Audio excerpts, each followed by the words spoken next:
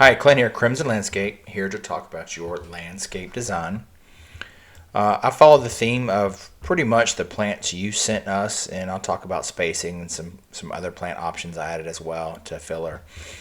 We have lower petalums on the ends with some sunshine ligustrums in the middle.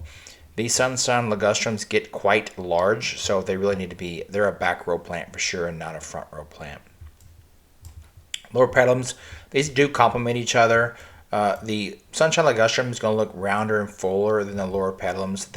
It takes a couple years for them to really fill out and look good, but it's a great plant. If you're concerned about size early on and want to be fuller, definitely pick 7 gallons in these. If size is not that important and price is, then 3 gallons are just fine. In the front, I went with a simple shrub. It's a dwarf Yopon holly. You can swap that out for like a rose creekabilia. It's a flowering plant. It's a good choice, but low maintenance, easy to maintain, evergreen. Nothing beats a dwarf Yopon holly. Then in the middle, I added a red yucca for you in the middle. If you want something that doesn't get quite as big as a red yucca, you can do a break like yucca. Simple daylilies to both sides of the walk path up to the front door. On this side, you can see I changed the color tone to where it's 2, 3, and 2. Daylilies, Yopon holly, yucca, 2 rose creekabelias, yucca. Then again, in the back, you can see the color where I changed it. And over here, I did variegated liripe. I would use a nice steel edge. We carry a really good 1/8 inch steel edge. It'll last 20 years. Great stuff. It's a rust color. Tina's a rust color, so it fades in the landscape quite well. Added some lights here. Let me switch over to the light view. So if you want to add lights, one of our most popular options is lights. These are RGBW color changing LED lights. You take a little remote control, walk up to the house and just click the button, or to the light, click the button, it changes color. So like at my house for Veterans Day, we do red, white, and blue. All right, let me go back to daytime. Yard, simple grass, Bermuda would be fine if you want to go a little bit more cost effective. If your neighbors have St. Augustine, you're kind of stuck with St. Augustine. If you want to get real fancy, we could look at zoysia, but your yard gets quite a bit of sun, so if you want to be a little more cost effective, Bermuda is a good option.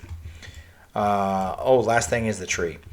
The Japanese maple, this part of your house would probably get too much sun. I don't know if I would go with the Japanese maple.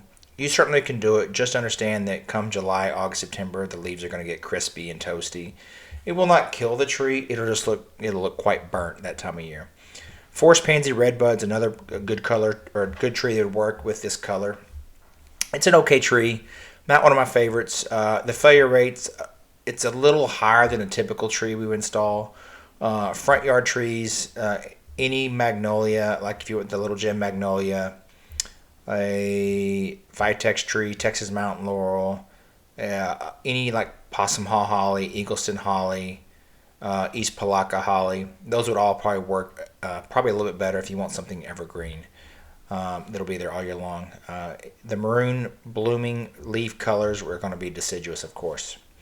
From a plant perspective, every one of these plants are evergreen, so they'll be there all year long. The daylilies will turn to kind of a mush in winter, and these variegated liripe will lay down and look a little in winter. So hope this design helps you out, and if you're ready to move forward with pricing, just let us know. If you're new to our design site, or if you're a guest and you have any questions, you certainly can reach out to us at crimsonlandscape.com.